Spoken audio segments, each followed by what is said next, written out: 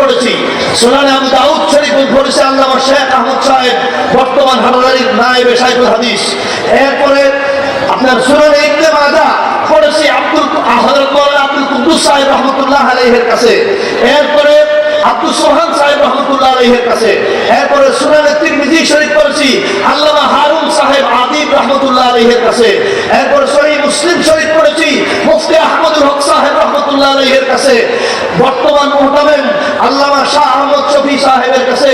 সুনানে নাসাই শরীফ পড়েছি, আর বুখারী শরীফ পড়েছি শাইখুল আরব ওয়াল আজম হোসেন আহমদ মাদানীর ছাত্র হযরত শাইখুল হাদিস আব্দুল আজিজ সাহেব রহমাতুল্লাহ আলাইহির কাছে।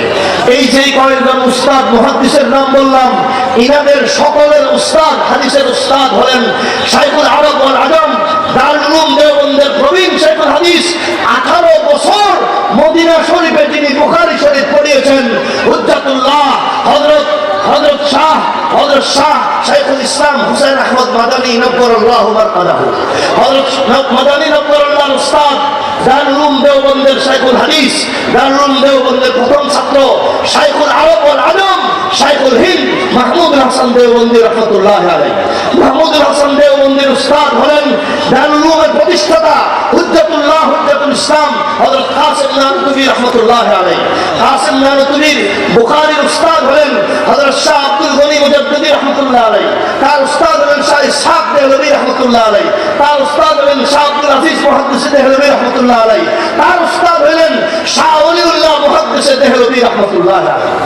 শাহ ওলিউল্লাহ মুহাদ্দিস দেহলভীর সনদ ছাড়া সারা বাংলাদেশে, এই ভারত উপমহাদেশে কারোর জন্য, কোনো ব্যক্তির জন্য হাদিসের সনদ, হাদিসের সূত্র বর্ণনা করার কোনো অধিকার নাই, কোনো অধিকার নাই। কেন? কারণ শাহ ওলিউল্লাহ মুহাদ্দিস দেহলভী হাদিস এনেছেন সেই মদিনা শরীফ থেকে। তার আগে এই বাংলা পাক ভারত উপমহাদেশে আর কেউ হাদিস আনেন নাই। হুজ্জাতুল্লাহ শাহ ওলিউল্লাহ মুহাদ্দিস দেহলভীর উস্তাদ হইলেন শেখ আবু তাহের মাদানী রহমাতুল্লাহ আলাইহি। শেখ আবু তাহের মাদানীর উস্তাদ হইলেন শেখ ইব্রাহিম কুর্দি রহমাতুল্লাহ আলাইহি। শেখ ইব্রাহিম কুর্দির উস্তাদ হইলেন শেখ রমানী রহমাতুল্লাহ আলাইহি, শামসুদ্দিন রমানী রহমাতুল্লাহ আলাইহি। শামসুদ্দিন রমানীর উস্তাদ হইলেন শেখ জাকারিয়া আনসারী রহমাতুল্লাহ আলাইহি। জাকারিয়া আনসারীর উস্তাদ হইলেন হাফিজুদ দুনিয়া হাফিজ ইবনে হাজার আসকালানী রহমাতুল্লাহ আলাইহি। হাফিজ ইবনে হাজার আসকালানীর উস্তাদ হইলেন হযরত ইবনে হাজার আসকালানী রহমাতুল্লাহ আলাইহির উস্তাদ হইলেন হযরত শেখ আবু তাহের কুরকি রহমাতুল্লাহ আলাইহি। আবু তাহের কুরকির উস্তাদ, সকলে ভালো করে মনোযোগ দিয়ে খেয়াল করে শুনুন। আবু তাহের কুরকির উস্তাদ হইলেন হযরত শেখ রমানী রহমাতুল্লাহ আলাইহি। আবু তাহের কুরকির উস্তাদ হইলেন আপনার হযরত শাহ আব্দুল্লাহ সরক্সি রহমাতুল্লাহ আলাইহি। ধারাবাহিক 2-3 সনদ পরে আব্দুল্লাহ সরক্সির উস্তাদ হইলেন মুহাম্মদ ইবনে ইউসুফ ফারওয়ারি রহমাতুল্লাহ আলাইহি। মুহাম্মদ ইবনে ইউসুফ ফারওয়ারির উস্তাদ হইলেন বুখারী শরীফের লেখক মুহাম্মদ ইবনে ইসমাঈল বুখারী রহমাতুল্লাহ আলাইহি। মুহাম্মদ ইবনে ইসমাঈল বুখারীর কিতাব খুলুন, বুখারী শরীফ প্রথম খণ্ড, প্রথম পৃষ্ঠার মধ্যেই তিনি বলেছেন বাবুন কাইফা কানা বদুল ওয়াহী ইলা রাসূলিল্লাহ সাল্লাল্লাহু আলাইহি ওয়াসাল্লাম। ওবিহি قال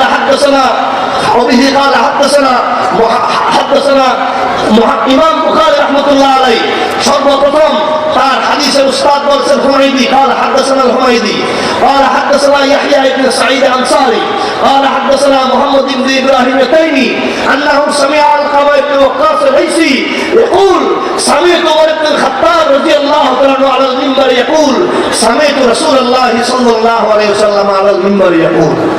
ইমাম বুখারী রাহমাতুল্লাহ আলাইহি বলেন আমার উস্তাদ হলেন হুমায়দির উস্তাদ হলেন সুফিয়ান সাউরির উস্তাদ হলেন ইয়াহইয়া ইবনে সাঈদ আনসারী।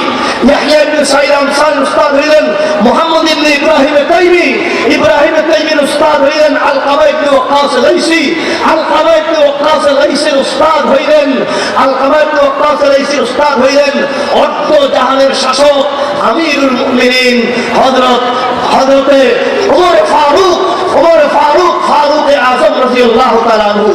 আর ফারুক আযম ওমর ফারুক রাদিয়াল্লাহু তাআলা বলেন আমি মিম্বরের মধ্যে দাঁড়িয়ে শুনেছি আমার উস্তাদ হইলেন জনাবে মুহাম্মদুর রাসূলুল্লাহ সাল্লাল্লাহু আলাইহি ওয়াসাল্লাম। এবার বলেন রাসূল আকরাম সাল্লাল্লাহু আলাইহি ওয়াসাল্লামের উস্তাদ ইনডাইরেক্ট ভাবে জিবরাইল, আর ডাইরেক্ট ভাবে হইলেন আল্লাহ রাব্বুল আলামিন। কথা ঠিক?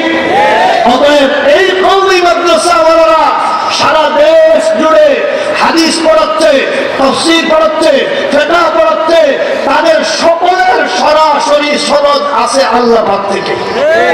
কথা বলেন ঠিক কিনা? এই কারণেই এই কওমি মাদ্রাসাওয়ালারা বুক ফুলিয়ে এখনো পর্যন্ত সমাজের মধ্যে কোরআনের কথা, হাদিসের কথা উম্মতের মধ্যে বলে যায়। এই মাদ্রাসা যতদিন থাকবে, এই মাদ্রাসা ওয়ালারা যতদিন থাকবে, এই মাদ্রাসা গুরু যতদিন থাকবে, ততদিন পর্যন্ত ইনশাআল্লাহুল আজিজ কোরআন, হাদিস, ইজমা, কিয়াস, ফিকহ, ফতোয়া, তাফসীর এগুলোকে কেউ বিকৃত করতে পারবে না।